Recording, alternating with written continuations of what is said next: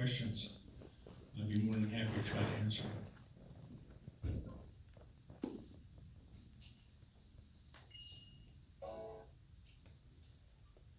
Yes? The passport tribal IDs, where's that take place at? Is that Jinx or is that the tribal center? Well, the main office is in Jinx, Okay. and, but they also have an office there at the complex too. So there's no two passports? Yes. Yeah. It's an ID that can suffice what the federal government's looking for. What's the charge on that? How much is it? Pardon? The charge, how much? What is that? I don't know about the charge on that. Ben? $45. $25. Oh, one thing too, on your tribal ID, it's kind of a misnomer. It says that when it's expired, that doesn't mean your citizenship expires, it just means that card is expired. I want to clarify that.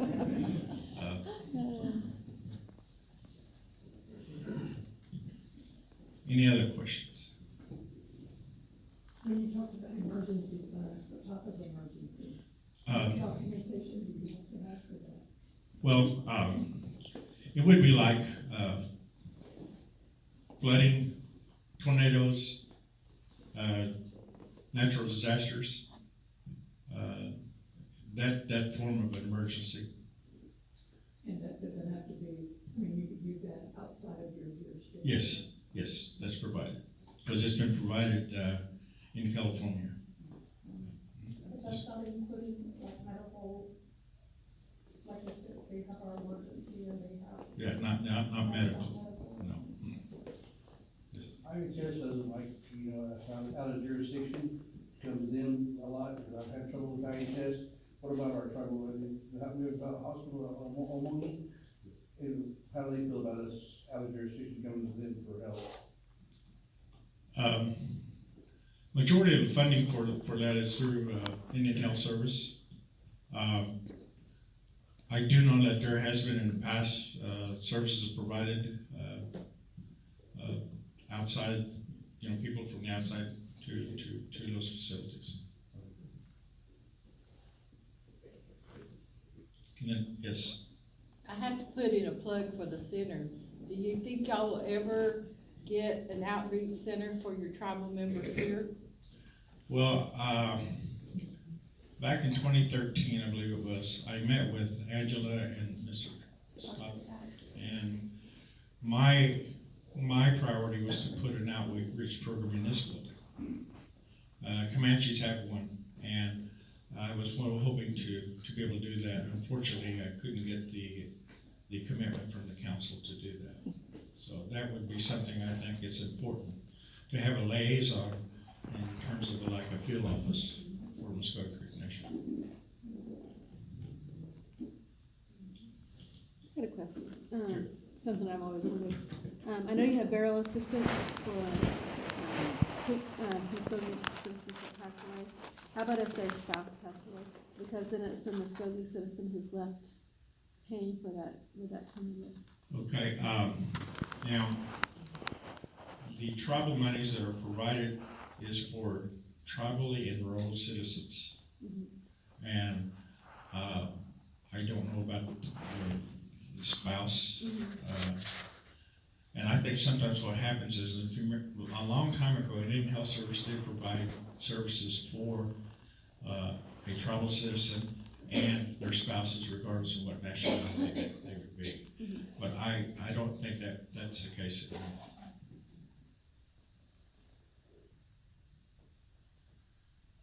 Also, I just want to make it, my mom lives in Oklahoma County, but she gets assistance with her electric bill.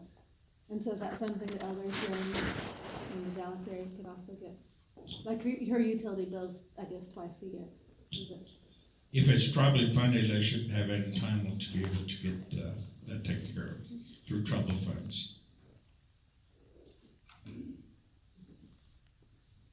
Yeah, and there is a program too for assistance in that is provided through federal funding, but again, that's through people that still live in the jurisdiction.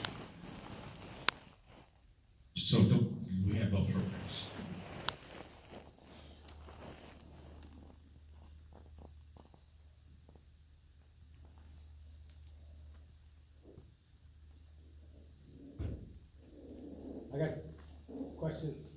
regarding the assistance for fuel assistance, when each year, tribal members can apply to get help, and many of them do, and I don't know all the numbers, I'll find out, but, as far as how many people, how much money is spent on helping people through the winter or the hot months.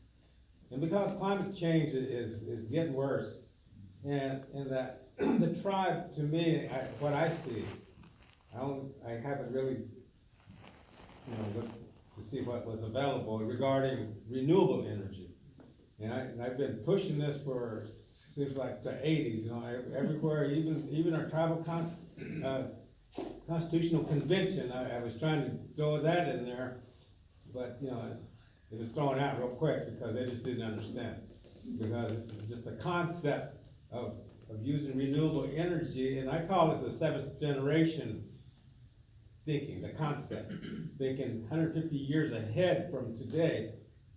So what I'm getting at is today I got myself involved with a solar panel company, and they came over to the house, and they're looking at all the things that they can do to save me money. And they have a loan available for anybody, and I said, let's take this to the tribe and see how far we can take it. Because I wanted to be the first one in my community to have solar panels. And he said, you'll be spending about $14 a month on your bills, anything. But anyway, I thought it's very, very good idea for our communities to start looking at solar energy. And as long as they own the homes, and they have, and they're working, and they can get the loan from the company out of Oklahoma. So, I sure wish the tribe would do something. I mean, we stand to be on top of all of this, but for some reason we're so caught up with oil and all this other stuff, and it's like we need to change with the time. The earth is gonna make us change if we don't. So is there anything going on with other tribes that you've been, heard anything with the 3 states? A form of renewable energy like wind Yeah, solar. is quite noticeable in Osage Nation, a couple of other nations. It's ironic you bring this up because earlier I was talking to David about how sometimes as Indian people we're forgotten that we're actually the original environmentalists of this country, and we're not using the knowledge or some of the things that you're referring to, Ben, to offer to our tribal members. And of course, that's something that the administration or even a council member can certainly check into and possibly write up some legislation or try to have meetings leading up to actually getting the legislation put together. It is important. I think more and more people are realizing the issues that we have with our climate, and you bring up a good point.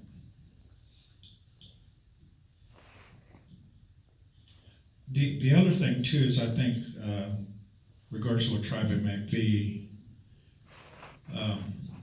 sometimes our need is so much that we can't afford the need that is being asked for. More and more people are becoming citizens of our nations, and sometimes we don't have that money to be able to provide the services to reflect the growth that we have. And it's just not Creek Nation, it's other tribes as well. And I wanted to apprise you of that.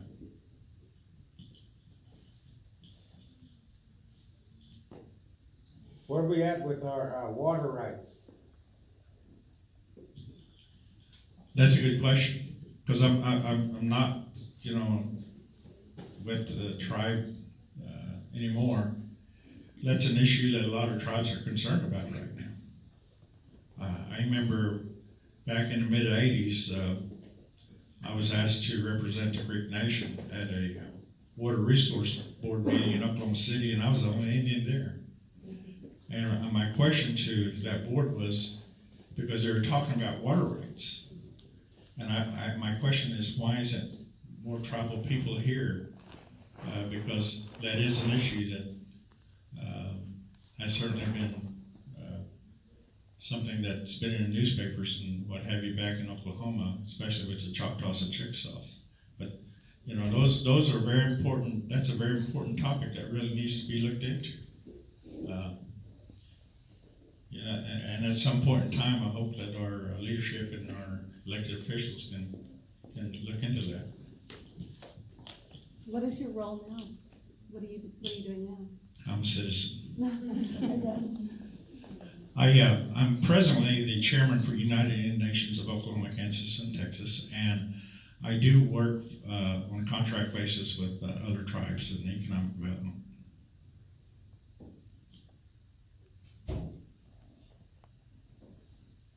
I have another question. Sure. One thing that's happening within a lot of tribes is that it's becoming such a, you know, like our children, they're half and they're a fourth, and they may be full-blood Indians, but they're not one particular tribe. Have the tribes considered letting these people be full-bloods, even though they may be half Kiowa and half Creek, or, you know, I mean, our blood is like getting, you know, down the generations, and they're very rare full-bloods. And what do you think's gonna happen eventually? You know, because our children will only be a quarter or 1/8 or whatever. Do you think there'll ever come a time where if you're one tribe and half another, that you can be considered a full-blood? That's something I know that some tribes are dealing with right now. I think at the Muskogee Creek Nation have actually disenrolled some people because they've enrolled in another tribe and still wanted to be considered as Muskogee Creek Nation citizens. Those decisions that you're asking me about is up to the individual tribes. Unfortunately, back in the mid-70s, when federal monies first started coming down, it was the determination for how much money you got was on how large of a population you had. So when that happened, some tribes started opening up the enrollment. That's why we have what we have today. There's some tribes that have just a very small amount of Indian blood that it can actually run for office.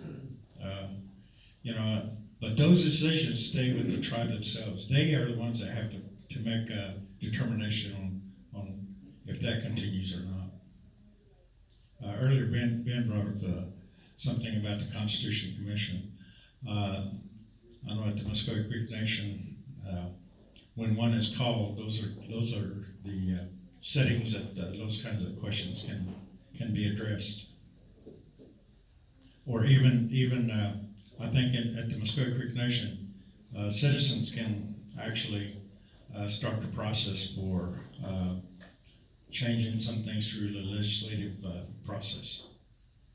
But there is a process in place to be able to do that through the council and later with the membership of the nation, the citizens of the nation voting on it. Kind of a referendum.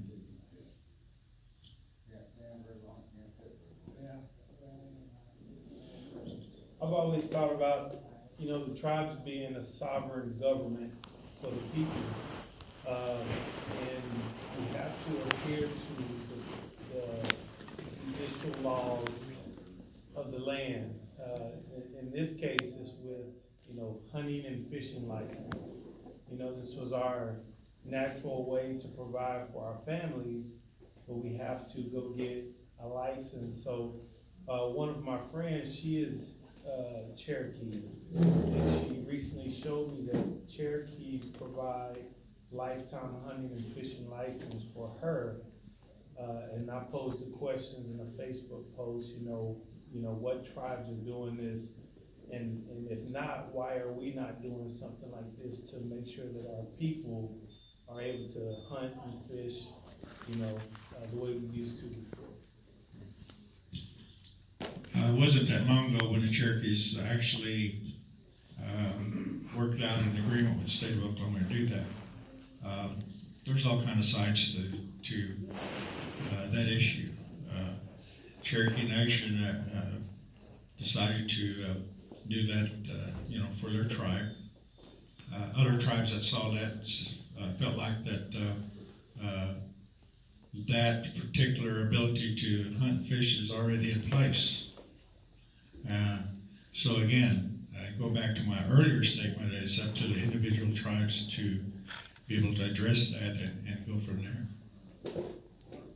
That is a sovereign, issue. In a way, the Cherokee Nation exercised their sovereignty by being able to do that.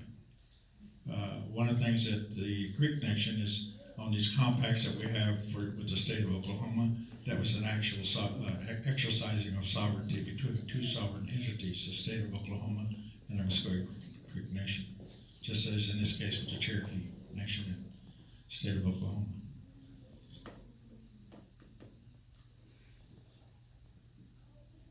I have a question statement. I work with a lot of youth. I'm a youth coordinator at the church, and I worry about the youth. My family and just others that I've seen around, and I see them lose themselves. They really don't know what it's like to be Indian. I hear a lot of people say, well, I'm Indian, I believe this, we were taught this, we were told that, and there's so much of a stereotype of natives.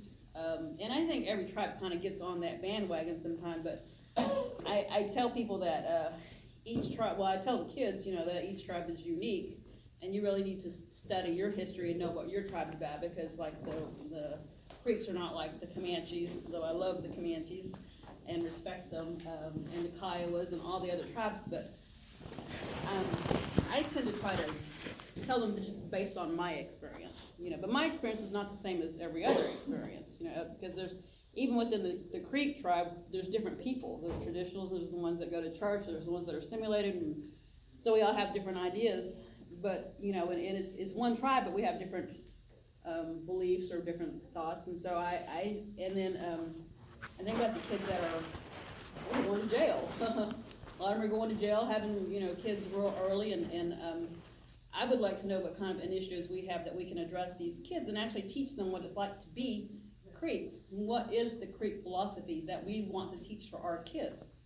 What would we say? I mean, would we have, is there a way we could do some kind of an immersion, like a Creek immersion camp for these kids that maybe are troubled kids or whatever, and then give them some kind of a foundation of who they are, to identify who, and give them a sense of pride of who they are, and this is what you can carry with you through your life as a Creek citizen?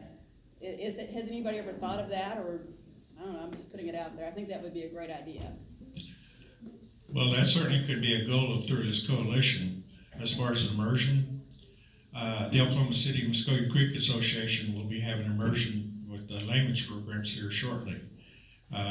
Once you're organized here, that certainly could be something that could be a goal for this organization to pursue. I know that at the Muscogee Creek Nation, there is a youth council program. There is a language program. But one of the reasons I wanted to come to this evening was to not only encourage you, but to hear what the concerns that you have, that it could be a goal for this organization, once it's established. And you bring up a good point, because a lot of our kids, there's a age group that's forgotten, the at-risk age. And those are the people, we do a good job at Creek Nation with our elders and the real small ones, like with Head Start and kindergarten, but sometimes we forget about the ages from 12 to 16, 17 years old. And those programs have to be offered. Again, I think this is something that here in Dallas that certainly could be be a goal for this organization. Yeah, cause I hear a lot of people say, well, I believe this and I believe that, and I'm like, I've never heard that before, and I'm Greek, I'm traditional, I was around the old folks, and they never taught me that, so, I get a lot of that, and so, even the kids, when they start their lives, their twenties or whatever, and they're trying to, maybe they don't go to the route of getting their college degree, they still, they go off and they're lost, and like I speak from my family's point of view. Well, like for instance, my youngest son, we don't argue, we debate. He's a smart guy, he's very smart, smarter than I am, and he's politically minded, he's philosophically minded. I can't keep up with him, really, I can't. But some of the things I'm trying to teach him as a Creek mother, and he's really more into the world and the politics and things, and I have a hard time debating him and trying to convince him what it's like to be Creek. This is what you should believe as a Creek, and not as just a Republican or a liberal or whatever it is your flavor is today. So I don't know. I guess I just feel like I need some help reaching some Creeks in my family. Well, I think that some of us, many of us in this room, probably wouldn't trade for the era that we grew up in, because our elders really were good about teaching us about who we were as Creek. And we're losing that. We're losing, to some degree, our language because of the speakers that were good teachers. They're passing on. When they pass, and as I told David earlier, a lot of our culture, a lot of our tradition, and then more importantly, our language is being lost. And that's something that certainly I agree with you that. That question continues even to this day with our young people is who are we as Greek? Because if you ask that question during my era, you were told, and you had some role models to follow too.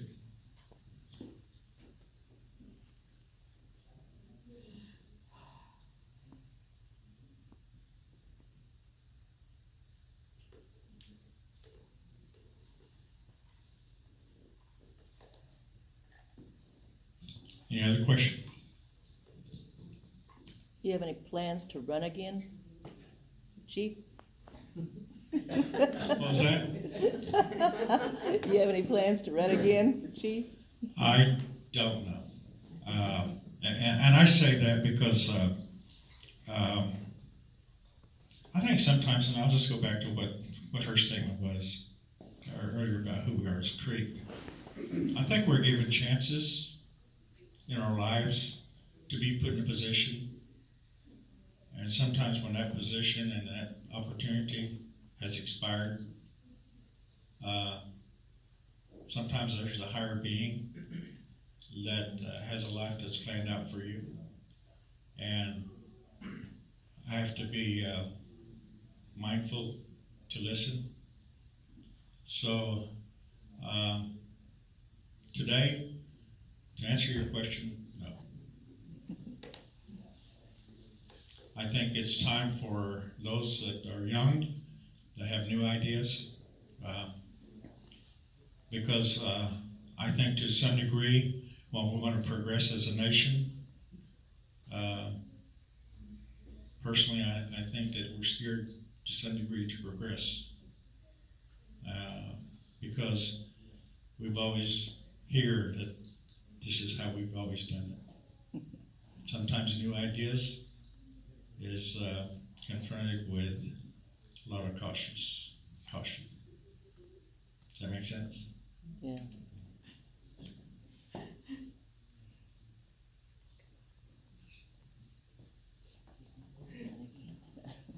I got a question for you. Any assistance out here for like housing assistance or home loans or? No, No. no, unfortunately. But earlier I was talking to you about encouraging you to get involved. If something needs to be changed, those questions and those comments really need to be heard by the people that's in those positions that can make those decisions. I can tell you that elected officials, as is quite evident in Washington DC, they don't always agree. But I think we're seeing more and more that the citizens' voices are being heard. Today, there was a decision to reopen the government without a wall. For 3 weeks. Oh, that's because the Super Bowl's getting ready to start and they gotta have the airplanes moving. That's true. As chairman of your organization, have you thought about doing outreach with, David Frank, where you bring over here stickball or stomp dance to the Texas community? I couldn't hardly hear you, I'm sorry. Would you bring stickball and stomp dance back as you as a chairman of your organization? You ever thought of doing Dallas outreach and coming over here and showing stickball and stomp dance? As chairman of the United Nations of Oklahoma, Kansas, and Texas, one of the things that we do is we certainly go to the membership of those tribes and encourage them as to your comment. I think you have to be mindful of the traditions and culture of those ceremonial grounds and be respectful as to how that needs to be handled. Because I think sometimes it's not all for show, and sometimes this would be considered to a certain degree that. But again, I think it's something that needs to be presented to those grounds, those mikos. Well, if not bring that here, maybe a bus or something, maybe we could take field trips or take the youth to Oklahoma and immerse them in that way. Well, that's always a possibility. I mean, you know, I don't know of any grounds that would deny people to come and visit and you know, to take part, unless it's a very special occasion in terms of a green corn. Of course, those are limited too.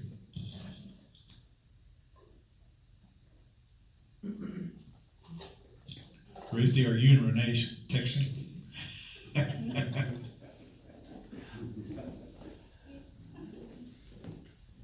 Cousins.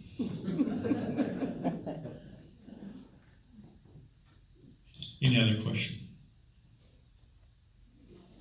I have one for you. I can't really remember really a hard effort, an aggressive effort to bring people together as I see this evening. How many of you that are here, and it doesn't make any difference now what tribe you come from, because I see a need for an organization like this regardless of what tribe you come from. How many of you feel like you could support this type of an effort to have a coalition? Can I see? And be very loyal to it and be able to support it. Because as I said earlier, there's not any boundaries between tribes. We're all related in some manner, and we should all be able to help one another.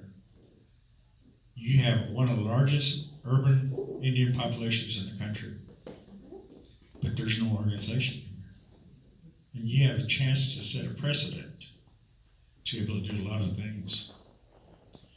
And the other thing is that if you are able to put together a coalition of not just Muskogee Creek or Seminole, but others, you're also adding to the resources that you can have by the tribes that are involved.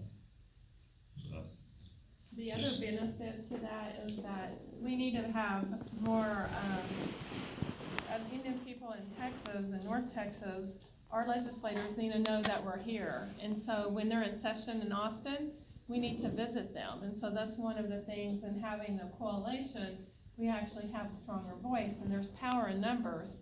And so when you're talking about bringing more programs to urban settings, our legislators here in Texas can make that happen for Indian people in Texas. But a lot of them, they're surprised when we go visit. They don't realize that we actually have the fourth largest population in the United States is have American Indians here. They're really surprised, but when we come together as one and have a collective voice, we can make change. Good point, because I was talking to Governor Hancock last week at our meeting. One of the things that he and I agreed on is that it's a continuing educational process, regardless of what state you may live in when it comes to Indian people, and how important it is for us to be, for them to be cognizant as to who we are, and to some degree, even our own council at our respective nations, as to who we are as citizens and the importance it is for them to be able to listen to us. When I was chief, I can tell you I heard a lot of things.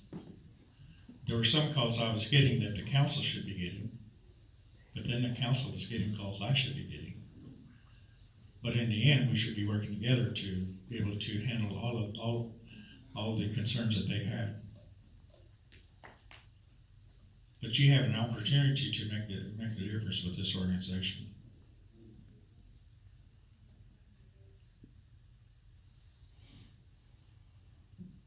Any other questions?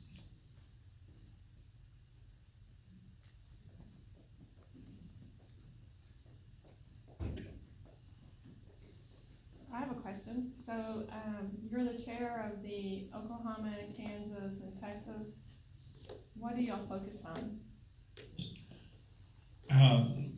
Majority of our membership is smaller tribes. It's an advocacy organization because most of our smaller tribes don't have the resources that the bigger tribes have in terms of getting information, even though we all share the same issue and concerns in housing, education, health. Our focus is working together to be able to advocate and to provide information on issues.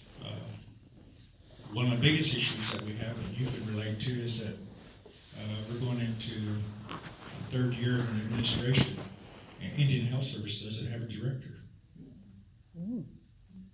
Even though health is supposedly a priority. Plus, it seems like that there's no consultation per se with tribes and with the Indian organization when it comes to being able to fill those positions that affect us. Here recently, the Secretary of the Interior resigned, and without the tribe's input, they put someone else in there that has no knowledge of who we are as tribes and tribal governments. Those are the kind of issues that we look at.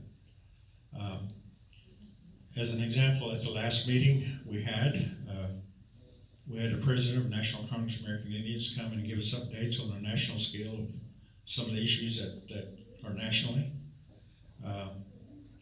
We also had a newly appointed Secretary of Commerce for the state of Oklahoma come, who happened to be a Muskogee citizen. First time that we can remember an Indian person being put in a cabinet position in the state of Oklahoma. And they made a commitment to have a person as someone that can be involved with Indian affairs in the state of Oklahoma that will be of Indian citizen or tribal citizen, one of the tribes in Oklahoma. But those are some of the things that we do advocate. Our bigger tribes, they can go to DC and like have a Congress Impact week, go up there and visit. Our smaller tribes don't have that resource to be able to do that. So we provide that information to them in all areas that concern us.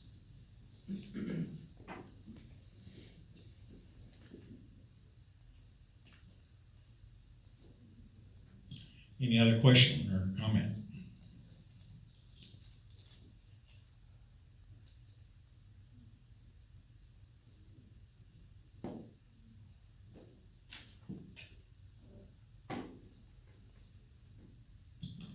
I have one for you. some of the questions that were asking me, how many of you have made an effort to contact an elected official, let's say Creek Nation, to have your question answered? Any of you? One person? It's the phone here at the center, and every day I encourage, when people say, you know, well, what about my tribe, and they call and ask questions, I do tell them, you need to get in touch with your tribe, get in touch with your nation, ask them this question, go back, you know, and tell them what you want. Tell them what you're trying to, you know, you need the services, tell your tribe. Because we have a lot of tribal members that call us asking for energy assistance, bill paying assistance, and we don't have a social service any longer due to funding, you know, not having the funds for it. But I mean, if we had the funds, we'd be doing it, but we don't. And so I encourage people to contact their tribal people. And that's all we have, you know, we can't offer them anything. One of the selling points is to get data. As an example, how many citizens live that are Muskogee Creek, as an example, here in this area. That determines as to whether funding can be provided. I think that would be a good start. Funding from tribally funded programs.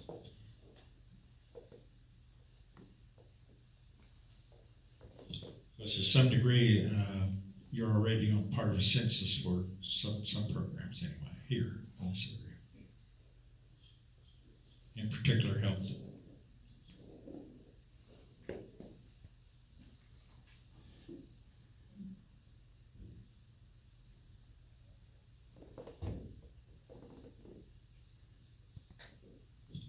Any other questions, comments? When is the election? I know filing period's in July. Primaries in September, and general is usually in November.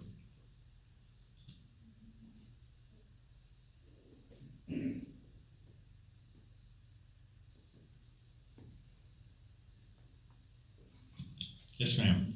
If David was to start a coalition here, is the membership roll available to him, or is that a confidential document that he can't access into? That's going to be determined by the citizenship office, but it wouldn't hurt to ask. And when you were chief, like what were the biggest challenges that you saw that the Creek or the Muskogees faced? It wasn't a challenge. I think it was more frustration that we couldn't do more for the people that live outside the jurisdiction. And I'll be real frank with you. There's people on council that are against you. Am I right, Rich?